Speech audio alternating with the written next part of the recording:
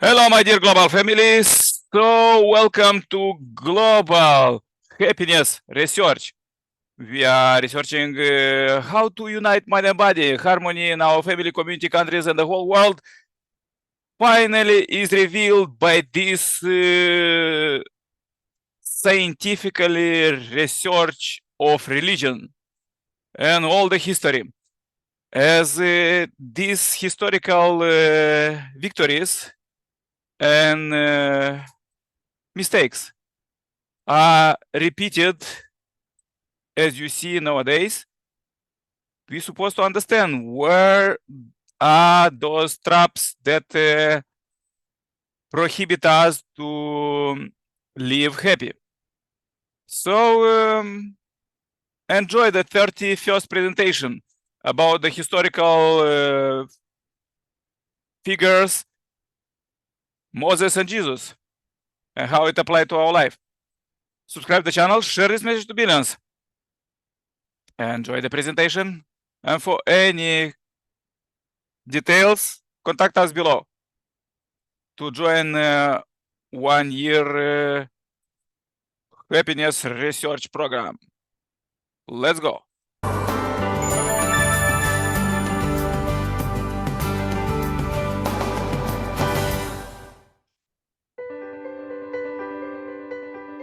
Welcome to the Path to Happiness, an introduction to the unification principle. I'm your host, Dr. Tyler Hendricks. In our last session, we covered the failure of the second national course to restore Canaan and prepared to start the third national course. This is getting long, right? Out in the wilderness, it seems a long way from the ideals of marriage and family. But our lives and the world around us are pretty much way out in the wilderness too. Through the course of Moses, we're seeing how God never gives up, but is always creating a foundation to receive the living Messiah. So we study Moses' course and Jesus' course, knowing that they are, in many ways, not so different from our own, and that God is with us as He was with them. After the failure of the spies in Canaan, Israel wandered in the wilderness for 40 years. They finally returned to Kadesh Barnea. While they were drifting around, following God's direction, all the people over 20 died, and those under 20 grew up worshiping and dedicating themselves to the tabernacle, surviving through their faith and loyalty. Thereby they created the foundation of faith for the third attempt to restore Canaan. This started on the foundation of departing from Kadesh Barnea. If the people of Israel honored the tabernacle and followed Moses without complaint, the foundation of faith would have been completed, and the foundation of substance would have been fulfilled, centered on Moses, and they could have entered Canaan. In order to complete this course and indemnify the people's complaining, God had Moses strike the rock in front of everyone to bring forth water for them to drink. On the condition of drinking the water from the rock, they would have entered Canaan with the foundation of substance completed. But this time, the central person, Moses, made a mistake. Moses grew angry against the people who were complaining that there wasn't any water. He hit the rock twice instead of just hitting it once. Because he struck the rock twice instead of once, the providence was not established, and Moses had to stay behind in the wilderness with the promised land right in front of his eyes. Why was it such a sin to strike the rock twice?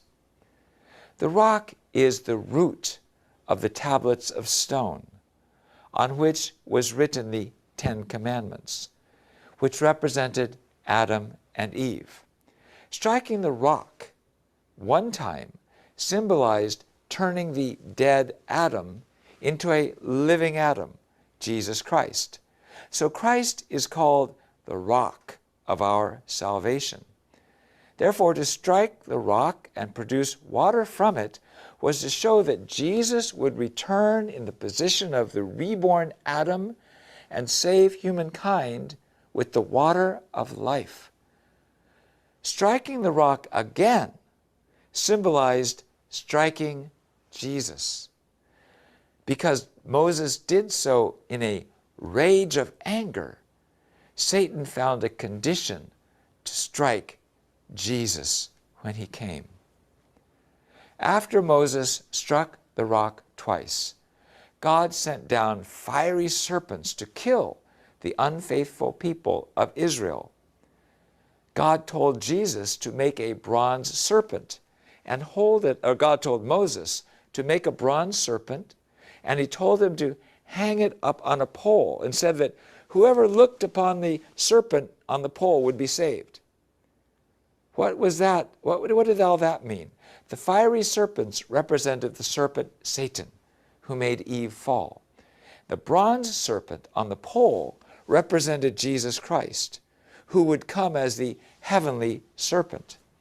This foretold that if the people were unfaithful to Jesus, he would have to be put on the cross, and all who believed in him would be saved.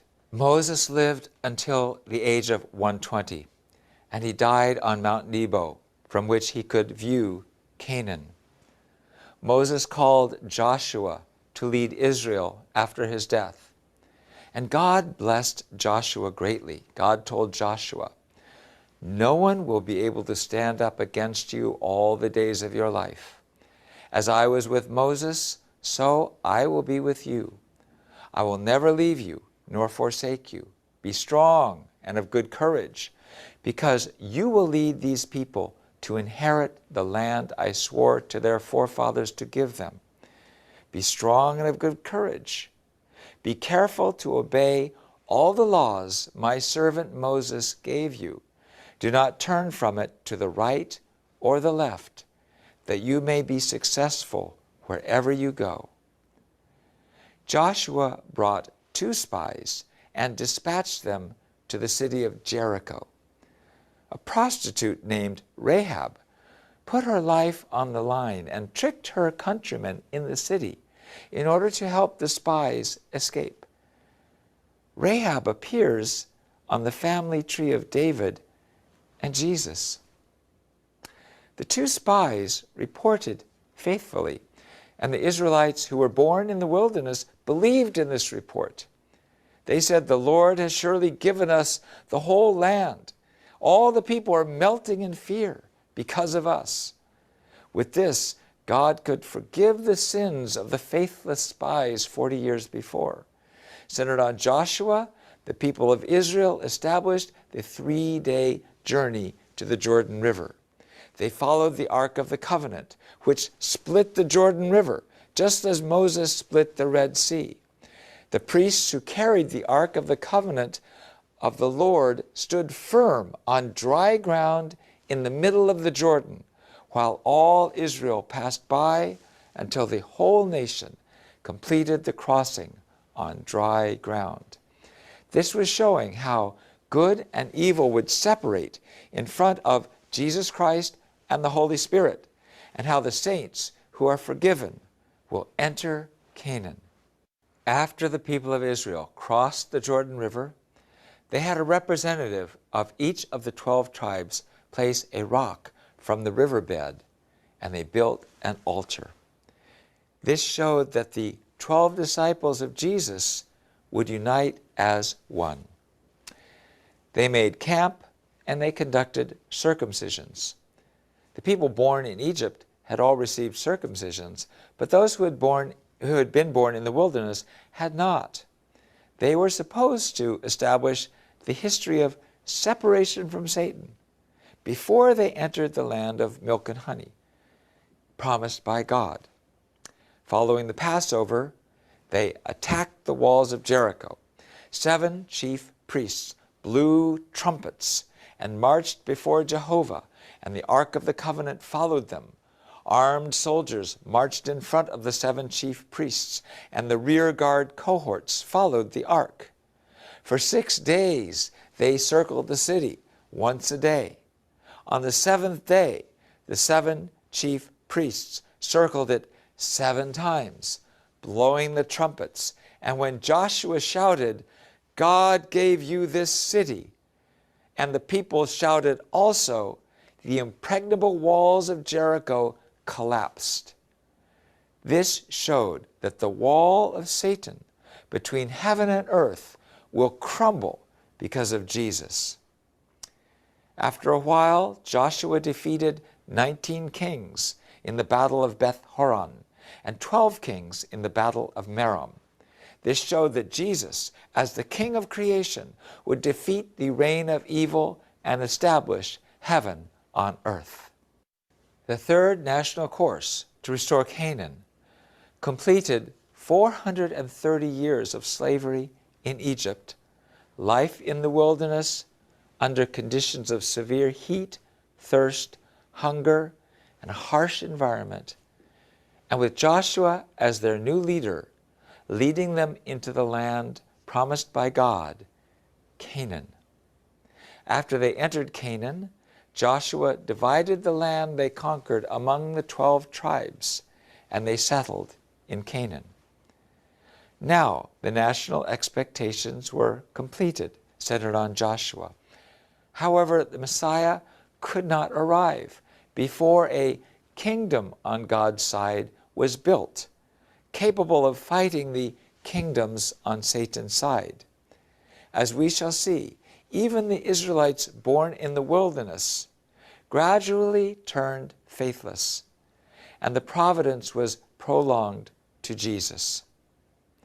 What are some lessons from the course of Moses? The first lesson is that God is the center of history, and God has an absolute purpose based upon which He leads humankind. Second, the journey of Moses shows us that depending on the fulfillment of the human portion of responsibility, the accomplishment of God's plan is decided. Third, God does not interfere with men and women's portion of responsibility. He deals with the results. Fourth, the greater a person's mission, the greater is the test for that person. So if any of you are having great hardships, temptations, or tests of your faith, the lesson here is, don't get angry, don't worry, be grateful. Moses gave so much, but his anger betrayed him. Despite his incredible sacrifice and beautiful relationship with God, but to his eternal credit, he raised up his successor, Joshua, and selflessly gave everything to him and accepted God's judgment. Like Moses, let us accept the vision that God has for us. In our next session, we will apply these same principles to the life, death, and resurrection of Jesus and the founding of Christianity. Thank you for listening, and I look forward to sharing our next session with you. Okay. This was the presentation for today, 31st. Please watch it a few times and research it in your lives, how you could live more happy. Subscribe and share this message to billions. More about us below the video, how you could cooperate.